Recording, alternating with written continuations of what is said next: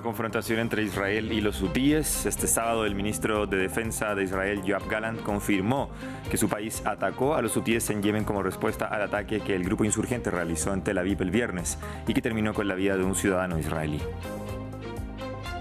Bangladesh impone toque de queda mientras las fuerzas policiales salieron a la calle a patrullar en varias ciudades en medio de violentos enfrentamientos ciudadanos que ya dejan al menos 115 muertos desde el lunes.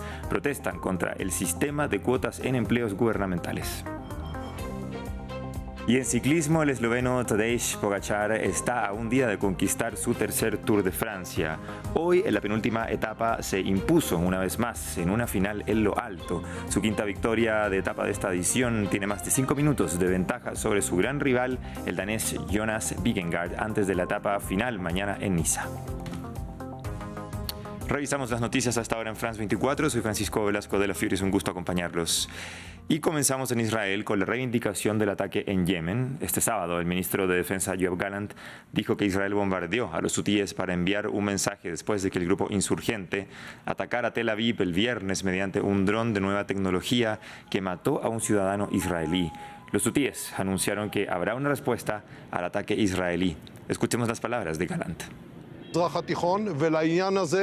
El fuego que está ardiendo actualmente en Hodeida se ve a través del Medio Oriente y el significado es claro. Los hutíes nos atacaron más de 200 veces. La primera vez que dañaron a un ciudadano israelí, los golpeamos. Y lo haremos en cualquier lugar donde sea necesario. Hablamos ahora especialmente de la guerra en Gaza. Unos 25 palestinos perdieron la vida en bombardeos israelíes durante las últimas 12 horas. Los ataques estuvieron centrados en los campamentos de Nuseirat y Burish en la ciudad de Gaza. Esto al tiempo que el ministro de Sanidad informó que el número total de muertos es de 38.919. Todo ello un día después del pronunciamiento de la Corte Internacional de Justicia que indicó que la ocupación israelí de los territorios palestinos es ilegal. Nos despertamos sobre las 3:15 de la madrugada tras la caída de un misil. Bajé las escaleras y encontré toda esta destrucción sobre nuestras cabezas. No tenemos conexión con ninguna organización. 2 de mis hijas fueron martirizadas. 4 de mis familiares también lo fueron. Hubo más de 7 heridos, entre ellos mi padre y una hermana.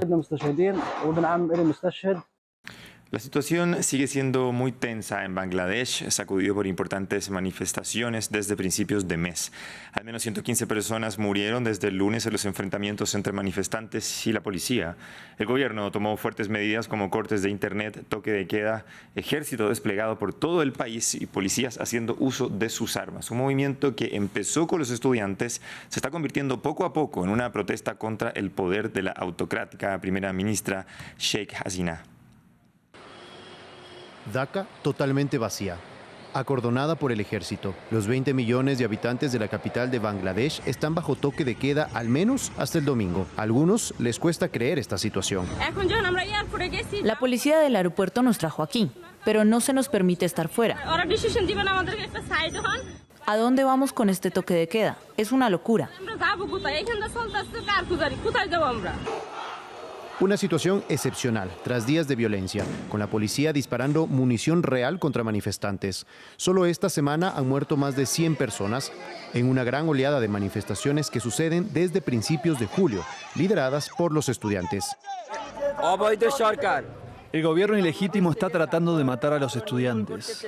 Están disparando a los estudiantes como pájaros, por todos los medios posibles. Aquí llega una nueva persona herida muy seguido y todos son estudiantes. Lo que está en juego es el restablecimiento del sistema de cuotas por parte del Tribunal Superior del país.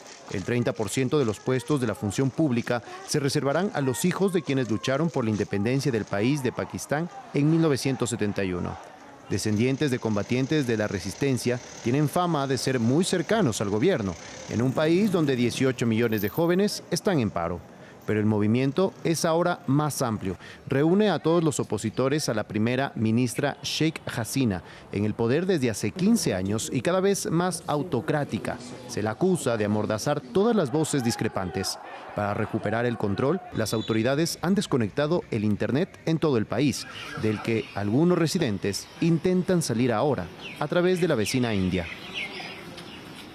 Vamos a Francia, que a pesar de su revés en las recientes elecciones legislativas francesas, el bloque del presidente Emmanuel Macron controla los puestos más importantes de la Asamblea Nacional.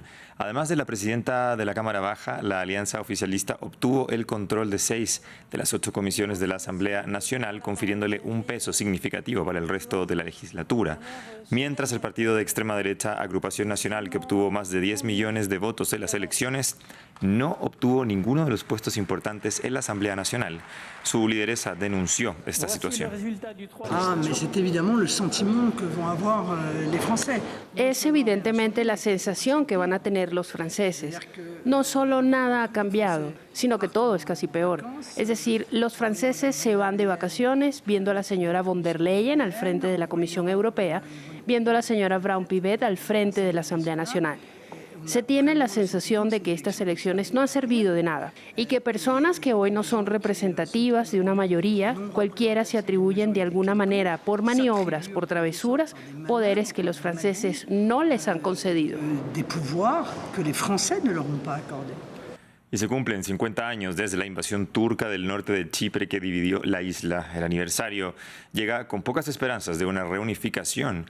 El presidente turco Recep Tayyip Erdogan viajó hasta ese territorio y abogó por una solución de 2 estados. Adrià Rocha, corresponsal de France 24, nos amplió desde Estambul. El presidente turco Recep Tayyip Erdogan ha asegurado hoy desde Chipre que, según él, Turquía apuesta por una solución alejada de un sistema federal para Chipre y que apuesta por una solución de 2 estados. Lo ha hecho justamente hoy, que marca el 50 aniversario de la invasión turca del norte de Chipre en 1974, cuando el ejército turco entró en el norte de la isla para intentar evitar que prosperase el golpe de estado que habían llevado a cabo el arzobispo Makarios III hace unos días antes de ese 20 de julio de 1974. Después de esa invasión, que terminó a mediados de agosto, la República de Chipre, la isla de la República de Chipre, quedó dividida en 2 países, el sur de mayoría griega, que es la actual República de Chipre, reconocida en todo el mundo, y el norte, la República Turca del Norte de Chipre, un estado de facto no reconocido por nadie, que es ocupado militarmente por Turquía desde hace ya 50 años. Erdogan ha estado en ese desfile militar que se ha celebrado en la parte norte de Chipre, en Lefkoşa, en turco, Nicosia, reconocido internacionalmente, y ha hablado de la paz y de que Turquía espera que en los próximos años tanto los presidentes greco-chipriotas como turco-chipriotas puedan reunirse, eso sí, a través de una solución de ambos estados. Se ha dicho Erdogan que Turquía apuesta por la paz y el entendimiento entre los 2 pueblos, eso sí, separados cada uno en sus 2 países, algo que de momento no acepta ni la comunidad internacional, ni la Unión Europea, ni la República de Chipre, que sigue apostando aún por la reunificación de las 2 partes de la isla dividida. Continuamos desde Perú, donde cientos de manifestantes, miembros de sindicatos, organizaciones sociales y partidos políticos salieron a las calles de Lima el viernes para exigir la dimisión de la presidenta Dina Boluarte, además de aumentos en los salarios y pensiones de jubilados. En tanto, el expresidente Martín Vizcarra anunció que será candidato a las presidenciales de 2026, aunque está impedido de postular, pues tiene una inhabilitación para ejercer encargos. Es el tercer expresidente que se postula para las elecciones después de Alberto Fujimori y Pedro Castillo. Desde la capital peruana, nuestro corresponsal Francisco Zacarías nos entrega más detalles. El expresidente Martín Vizcarra anunció que será candidato presidencial en las elecciones de 2026. El exmandatario dijo que tiene voluntad de participar porque aseguró que cuenta con una masa ciudadana que respalda su candidatura. Sin embargo, Vizcarra se encuentra impedido porque en marzo de 2023 la justicia peruana ratificó inhabilitaciones de 5 y 10 años en su contra para el ejercicio de toda función pública. Situación similar ocurre con otros exgobernantes que en las últimas horas presentaron candidaturas. El expresidente Alberto Fujimori está impedido legalmente porque el indulto solo le dio la libertad, pero no elimina la condena, y según la Constitución peruana, ninguna persona condenada por delito de peculado puede postular a un cargo de elección popular. Por su parte, el encarcelado expresidente Pedro Castillo anunció su candidatura, pero la justicia de este país le acaba de ampliar prisión preventiva que cumple por otros 18 meses debido al fallido cierre del Congreso que ordenó el 7 de diciembre de 2022. Eso quiere decir que quizás a diciembre de 2025 deje de estar encarcelado. Por eso sus abogados han presentado un nuevo habeas corpus pidiendo que se anule la prisión preventiva. Y en lo que se refiere a la presidenta Dina Boluarte, la mandataria no puede postular porque la Constitución peruana prohíbe la reelección inmediata de un presidente en funciones. Boluarte ha asegurado que seguirá su mandato y dejará el poder el 28 de julio de 2026. Para los comicios de 2026, el Jurado Nacional de Elecciones adelanta que alrededor de 40 agrupaciones podrían competir para alcanzar la presidencia del Perú. Continuamos en la región. Venezuela asiste a las urnas el 28 de julio para las elecciones presidenciales. Más de 7.7 millones de ciudadanos han abandonado el país a causa de la crisis económica. No obstante, según cifras oficiales, más de 900.000 personas han regresado deportadas o por cuenta propia. Herminia Fernández, periodista de France 24, estuvo en la ciudad colombiana de Cúcuta, la primera frontera que atraviesan los migrantes, y nos cuenta por qué se van y otros vuelven. A pocos días para las elecciones, los venezolanos continúan saliendo del país. El principal destino sigue siendo la selva del Darién. Según autoridades panameñas, hasta junio de 2024, 195.000 migrantes habían atravesado la selva, de los cuales 120.000 eran venezolanos. La falta de empleo formal, la precariedad de los servicios básicos, así como los bajos salarios, siguen empujando a la población venezolana a abandonar la nación sudamericana. Porque con Chávez sí, porque teníamos trabajo, pero después que Maduro, bueno, sí, no digo que, pero la vaina se ha puesto más complicada, los niños están en la calle, pasan hambre, las mamás se vienen y dejan los hijos, total que para buscar algo bueno, pero no conseguimos nada bueno. Yo me voy pues por mi hija, por su futuro, primero porque la educación no es buena en Venezuela y cada día las cosas aumentan, entonces pues no veo que ella disfrute, digámoslo así, de su niñez. La gente está esperando un cambio ahorita que vienen las elecciones, pero en mi parecer es difícil, pues, porque, en mi punto de vista, porque el presidente que está hoy en día en el mandato ya tiene tiempo ya y ya sabe cómo manipular las cosas ya, pues. Y la gente que viene nueva no se sabe con qué propósito vengan también, pues. Mientras algunos venezolanos continúan abandonando el país, otros que se fueron antes de la pandemia del COVID-19 están regresando pese a la inestabilidad política, económica y social. Basta ya pagando alquiler, ya sé, mucha xenofobia, para trabajar es difícil.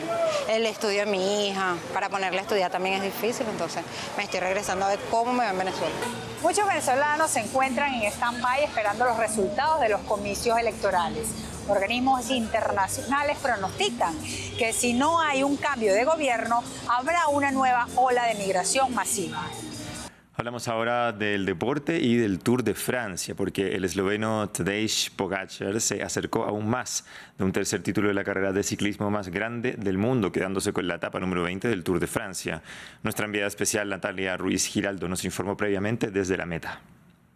Así es, un dominio absoluto una vez más, y eso que el esloveno había dicho que hoy quería en esta etapa, digamos, divertirse, pasarla bien, y sí que la ha pasado bien, especialmente ya cuando atacó a 5 kilómetros de la llegada, estaba junto con Jonas Vingegaard, quien sigue segundo de esta clasificación general, y ahí los dos se dieron ahí al ataque sin hacerse mucho daño y sobre todo pues tratando de llegarle a Richard Carapaz, el hombre que venía ya liderando sobre el final de esta etapa, y luego, bueno, Jonas Vingegaard se quedó.